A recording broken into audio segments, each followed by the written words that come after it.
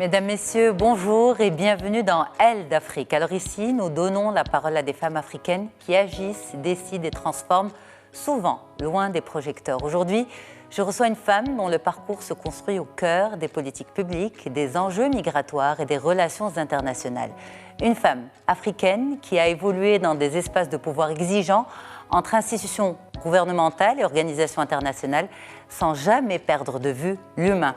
Son histoire est celle d'un engagement, d'un retour aux racines et d'une volonté de transmission. Mesdames et messieurs, encore une fois, bienvenue dans Elle d'Afrique. Sana Riyadi, bonjour. Bonjour Yasmine. Quel plaisir de vous recevoir. C'est un honneur pour moi d'être parmi vous. Merci beaucoup. Un nom qui porte vraiment finalement tout le parcours de leader que vous menez en fait et que vous menez depuis plusieurs années. Parce que Riyadi, en arabe, ça veut dire leader. C'est ça? Oui. Vous vous retrouvez dans ce nom? Absolument. Vous l'incarnez pleinement? Oui. Et je défends toujours la prononciation parce que c'est très important pour moi, justement, la signification. La signification. Ça vous nourrit quand vous avez envie de flancher parfois? Ça m'inspire beaucoup et ça m'incombe aussi une responsabilité que je ne peux pas faire moins bien. Exact. Alors, on va... en fait, l'émission se divise en 3 parties. La première... c'est celle justement de votre parcours. Ensuite, on va parler sans phare de vos challenges et on va finir sur la transmission. Donc, on y va pour le parcours.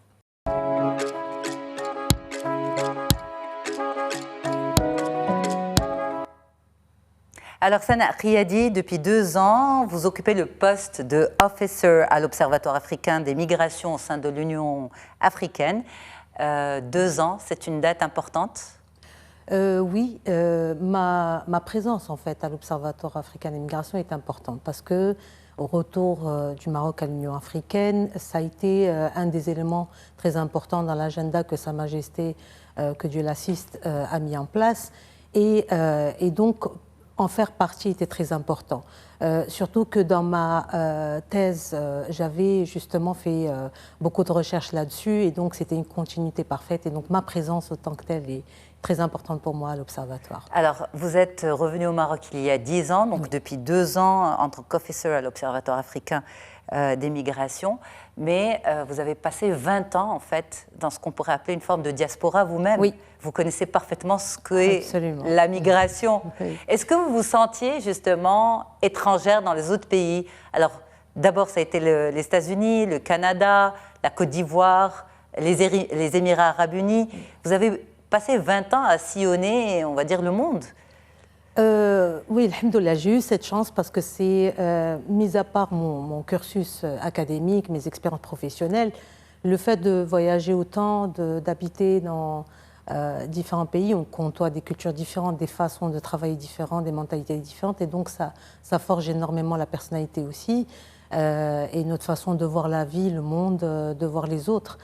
Et donc, ça a toujours et restera toujours une expérience extrêmement enrichissante. Donc, après le bac, vous quittez le Maroc, c'est bien ça? Vous partez au Canada. Au Canada. Oui. Donc là-bas, les études, première expérience professionnelle? Au départ, je devais partir en Suisse. OK.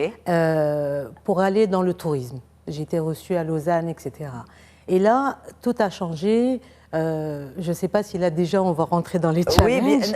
Oui, c'est vrai qu'ils sont. En fait, tout est lié. Oui, c'est ça. On peut évoquer ces challenges. Le premier challenge que j'ai eu, c'est que mon frère était au Canada et que ma famille m'a demandé de changer mes plans de carrière, enfin mes inspirations, parce qu'ils voulaient s'assurer que je sois en sécurité avec mon frère, etc.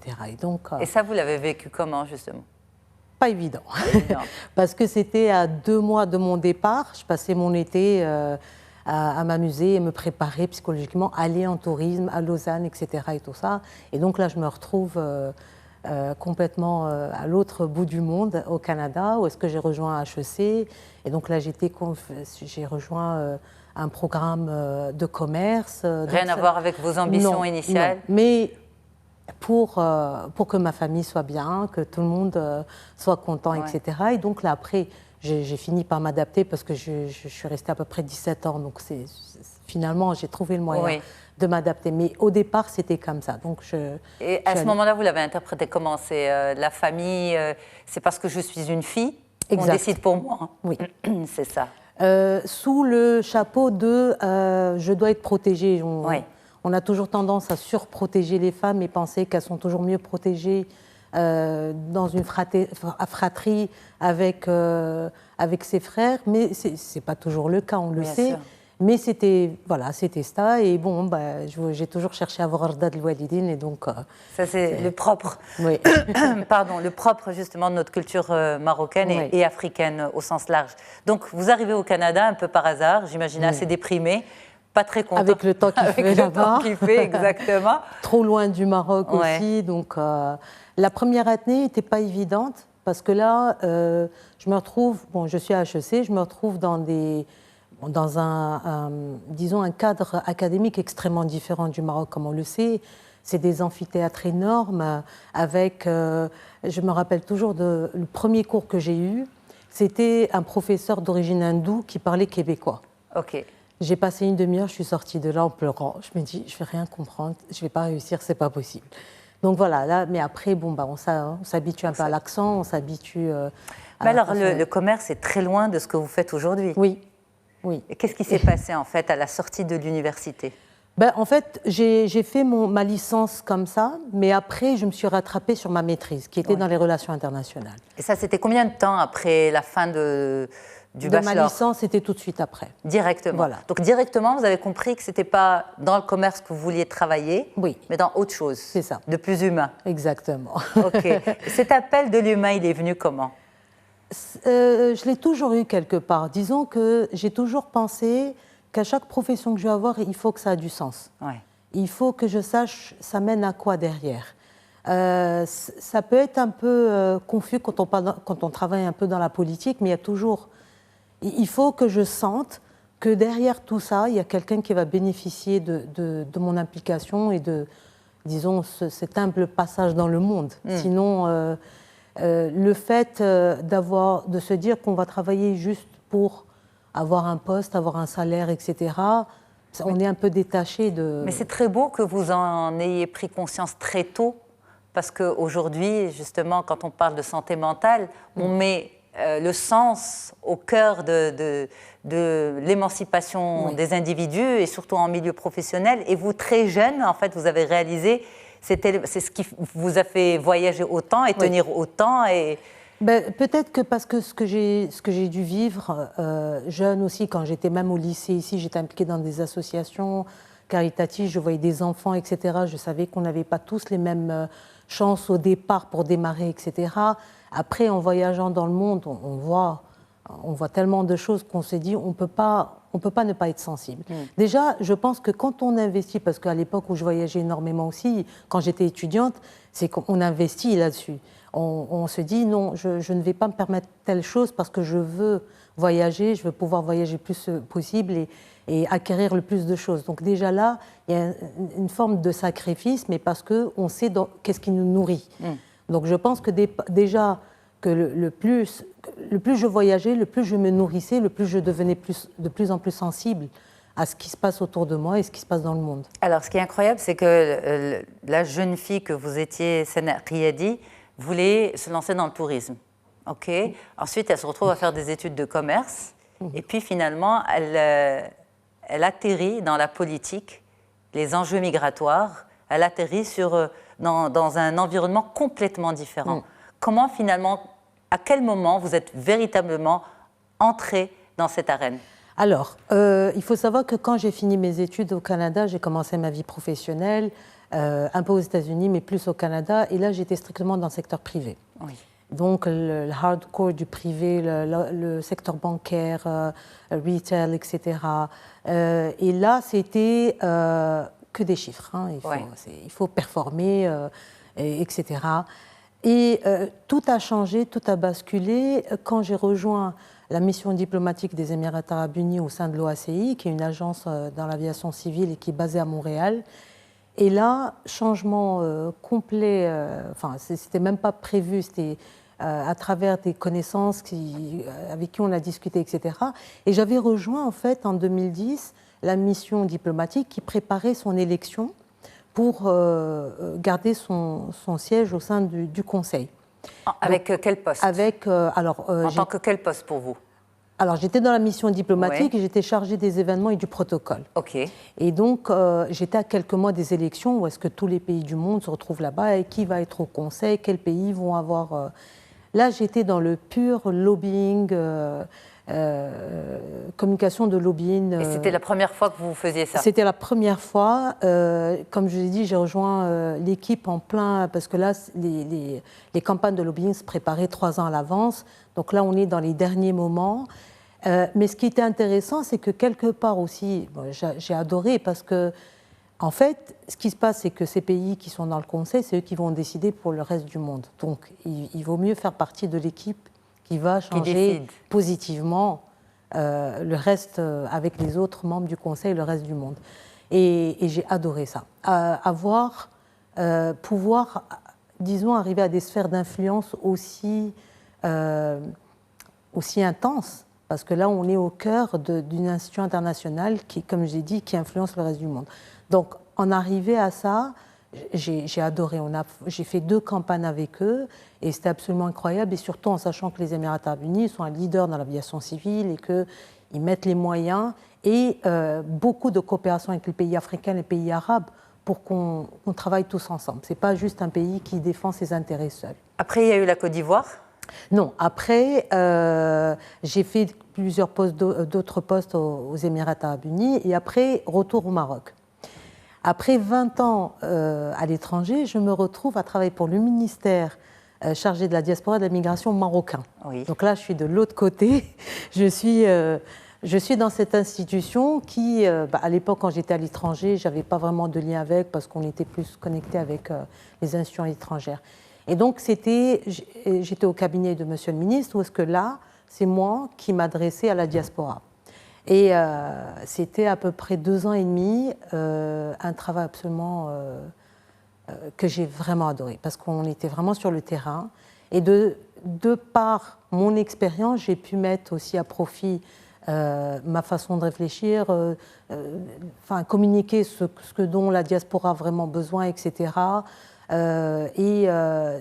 C'était vraiment, on faisait beaucoup de projets, on mettait beaucoup de projets en place pour la diaspora dans les différents pays, etc.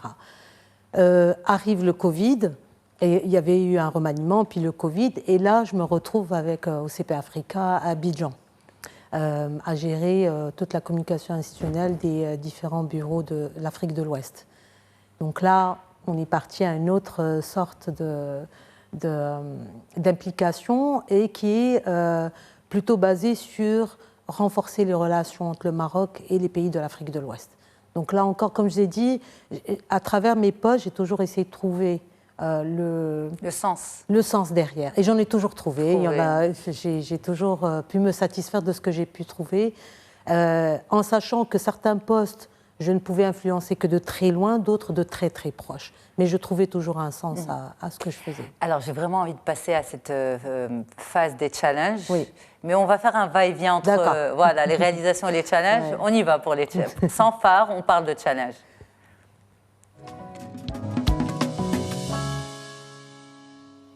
Alors justement, Sana, vous dites, j'ai toujours essayé de trouver du sens, de l'impact dans ce que je fais. Mais on sait que le changement est difficile en fait en soi. Le changement est difficile. Et vous avez changé plusieurs fois de continent, d'environnement professionnel, d'habitude, d'amis.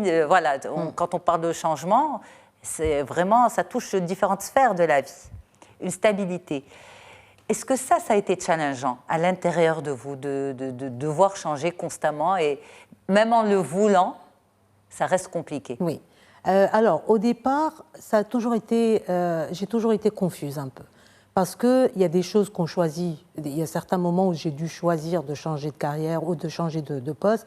D'autres fois, ça a été imposé.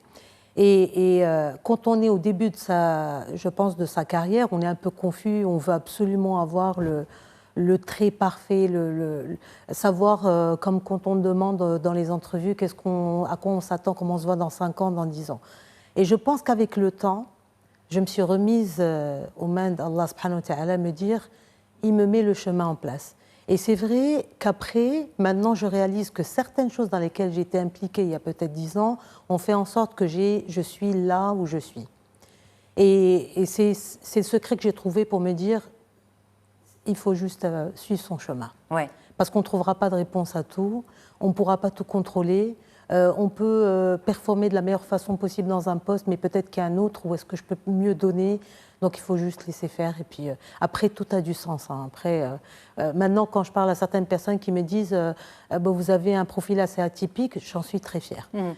Par contre, c'était toute une souffrance quand j'étais plus jeune, mais là, non. Je suis souffrance, contente. pourquoi? Parce que justement, cette confusion, est-ce que je reste au Canada, je reviens au Maroc, est-ce que c'était vraiment la carrière que je veux, est-ce que je reste là dans ce monde plus longtemps, ou est-ce que j'ai la possibilité de faire autre chose? Mais après, je ne me pose plus de questions, je laisse aller. Puis, alors, vous êtes aussi maman? Oui. Vous avez une fille? Oui. Vive la maternité quand on bouge autant? Oui. Est-ce que ça aussi, c'est challengeant? Absolument. Surtout, ma fille, Oumnia, elle a 9 ans. Elle a 9 ans. Au début, quand elle était bébé, en fait, quand je suis rentrée au Maroc, dès que je suis rentrée, je suis tombée enceinte. Et en fait, quand j'ai rejoint le ministère, ma fille avait 7 mois. Et là, c'était très dur. Parce que autant j'aimais beaucoup ce que je faisais, autant, vous savez, autant que maman, on se pose toujours, tous les jours, cette question de est-ce que je lui en ai donné assez? Est-ce que c'était assez de temps pour elle, autant est-ce que je performe aussi au travail, etc. Mais maintenant, c'est toujours le cas, mais bon, on gère mieux les choses. Et là, je pense que j'ai appris à beaucoup mettre l'emphase sur la qualité du temps que je passe avec elle, et valoriser vraiment chaque moment, au lieu de continuer à me culpabiliser, à me dire j'aurais dû faire ci ou ça. Donc, mais c'est un peu compliqué. Maintenant, elle est plus grande, elle comprend. Et elle est contente, elle est fière, des fois, quand elle voit des articles où elle sait où je vais, etc. Donc là, la relation est un peu plus différente et puis elle est plus apaisée qu'avant. Alors justement, l'autre volet, c'est votre poste actuel, celui de officer à l'Observatoire africain des migrations. Intégrer cet observatoire à son démarrage même, est-ce que c'était également, on va dire, un moment compliqué, challengeant, parce que la structure n'était pas là, il fallait la construire? Oui, absolument. En fait, tout avait été décidé en termes de structure, etc., en Éthiopie. Par contre, pour le mettre en place, parce que, comme toute nouvelle structure ou mission diplomatique, il faut mettre en place les fonds, il faut mettre en place les moyens, etc., l'équipe. Et puis, comme vous savez, tout ce qui est décidé comme structure ou comme projet au sein de l'Union africaine, c'est les États membres qui doivent voter. Donc, il y a beaucoup de bureaucratie, etc. Enfin, ça ne roule pas comme le secteur privé. Mais c'était challengeant parce qu'il fallait choisir tout de suite être dans l'action et quelle action prendre avec le budget qu'il y a. Qu'est-ce qui serait plus impactant pour ne pas rester un peu dans le cadre trop politique, mais aller un petit peu plus dans le technique, parce qu'on est là en fait pour assister, notre mandat est continental et on est là pour mettre en place en fait des structures pour avoir des données produites par les Africains pour les Africains en termes de migration, et de faire en sorte en fait que tous les États membres puissent mettre en place des vraies politiques de migration basées sur des données que nous on va produire. Et donc là, il fallait mettre en place et décider de quel projet on peut tout de suite donner de l'impact. Et donc, c'était dans ce genre de choses que c'était plus challengeant. Plus compliqué, challengeant. Ouais. Est-ce que, quand on parle d'organismes internationaux dans lesquels vous avez travaillé, est-ce qu'on parle aussi de discrimination de genre? Tout le temps. Tout le temps. Tout le temps. Au départ, on se dit, c'est peut-être pas vraiment ça, c'est juste que si ou ça, on essaye de trouver des excuses. Mais en tout cas, je ne veux pas généraliser, mais je pense, ce que j'ai vu à travers ma carrière et à travers les femmes que je côtoie, ça a toujours, et je pense, ça restera toujours le challenge d'une femme, dans toutes les sphères. C'est quoi exactement? C'est démontrer qu'elle est à sa place, qu'elle mérite? De se battre pour prendre sa place, pour la garder, pour... être payée comme un homme aussi, peut-être? Oui, aussi. Essayer. Mais bon, ça, c'est une problématique à l'international et je ne sais pas où est-ce qu'on... Mais c'est autant se battre pour prendre sa place autant qu'un homme, mais aussi se battre pour ses droits autant que femme, autant que maman. Donc, c'est à quel moment je me bats parce que j'ai besoin, parce que c'est ma carrière, etc. Et à quel moment aussi, une fois que je vais avoir ces acquis, quand est-ce que je vais imposer que je reste une femme, je reste une maman et j'ai besoin d'autre chose dans mon cadre de travail. Et on est très loin de ça encore. Et ce qui est compliqué, ce qui complique un peu les choses, c'est que, là encore je ne veux pas généraliser, mais dans les situations où est-ce qu'on a des femmes au pouvoir qui devraient justement normalement faciliter certaines choses, on dirait que même elles, leur challenge, c'est tellement se battre pour prendre leur place que, en fait, on calque le modèle masculin. Le modèle masculin. Et donc, les femmes se retrouvent chacune à se battre toutes seules. Malheureusement. Malheureusement. La solidarité féminine, à mon avis, n'est pas encore là où elle devrait être. Ouais. Même quand on travaille, on va dire, dans des environnements pareils, finalement, avec une mission noble, on oublie l'humain qui travaille avec nous. Oui, parce que c'est un poste, c'est un titre, alors que je pense que toutes les organisations se porteraient beaucoup mieux à juste avoir certains ajustements. Est-ce que c'est une femme ou c'est un homme, c'est pas... Après, c'est l'équilibre général qui va s'imposer. Mais... Bon, ça fait mal au cœur. Alors, quand on me dit tu as 26 minutes pour l'interview, pour moi, 26 minutes, c'est long, mais avec Sana Riadi, les 26 minutes sont très, très courtes. Il nous reste encore quelques minutes. On passe à la transmission.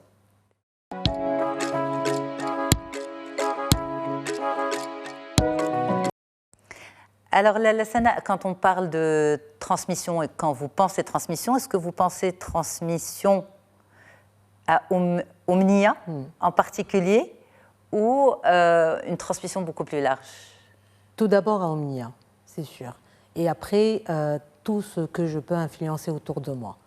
Donc, mais essentiellement, c'est ma fille. Alors, à 9 ans, justement, vous dites, quand elle tombe sur des articles, quand elle sait... Est-ce qu'elle comprend le travail de maman aujourd'hui? Oui. Non, elle le dit, maman travaille pour l'Union africaine, elle représente 54 pays, etc. Donc, elle le dit d'une façon assez... mais elle comprend, oui, parce que je prends le temps de lui expliquer. L'impact. Ouais. Et justement, quand on vous demande d'intervenir en faveur des autres femmes, pour les motiver, pour les influencer, votre message principal, c'est quoi? Alors, ce que j'essaie de leur dire, c'est que ce n'est pas facile pour personne. J'ai déjà intervenu auprès de femmes ici ou auprès de migrantes femmes. Et elles ont tendance à penser, comme toutes d'autres femmes, qu'elles sont toutes seules dans cette situation. Et je leur explique que oui, même avec les chances que moi j'ai eues, alhamdoulilah, grâce à ma famille, d'avoir fait des études à l'étranger, etc., mais les challenges sont là de toute façon. De la même façon. J'en ai eu autant à mes premiers boulots au Canada, j'en ai eu dans ma vie privée, j'en ai eu dans tous les postes que j'ai eus. Et donc, j'essaie de leur simplifier les choses, je dis, il faut juste faire la paix avec ça. Ça va être toujours le cas. Autant que femme, autant que maman, autant que femme au foyer, etc. Enfin, toutes les femmes ont des challenges qui sont très similaires et il faut juste s'armer pour voir ça comme des opportunités et rester positif par rapport à ça. Et vous sortez comment, vous, Sana, de ces rencontres avec les femmes migrantes? À me dire, j'aurais voulu faire plus. J'aimerais vraiment que... j'aurais voulu les influencer plus ou les aider plus. Ou alors, je me réconforte à me dire peut-être qu'à un moment donné, l'une d'entre elles, ça va l'inspirer et que ça va changer sa vie. J'espère vraiment. Surtout les petites, quand elles sont plus jeunes, les petites filles, etc., j'insiste sur le fait qu'elles doivent aller à l'éducation de même. Enfin, j'ai même eu affaire à deux petites filles à qui j'ai dit spécifiquement n'écoutez pas vos parents, vous allez à l'école. Vous ne décrochez pas de l'école, quoi qu'il en soit. Et en espérant que ça va prendre. Ça va prendre. En tout cas, Sana Riadi, c'était un plaisir et un honneur d'échanger avec vous. Comme je l'ai dit il y a quelques instants, 26 minutes, C'est très peu avec vous. J'aurais tellement voulu qu'on creuse encore et encore et encore. On aurait. Voilà. Merci en tout cas. Merci beaucoup d'avoir fait le déplacement. Et voilà, donc toutes les personnes qui sont arrivées au milieu de l'entretien, c'est pas grave parce que l'interview est disponible dans son intégralité sur la page YouTube, sur la chaîne YouTube. Voilà, j'y arrive. Sur la chaîne YouTube de Médien TV Afrique. Merci à toutes et à tous. Merci à l'équipe en régie. Et à très vite sur Médien TV Afrique et sur la chaîne YouTube. Au revoir.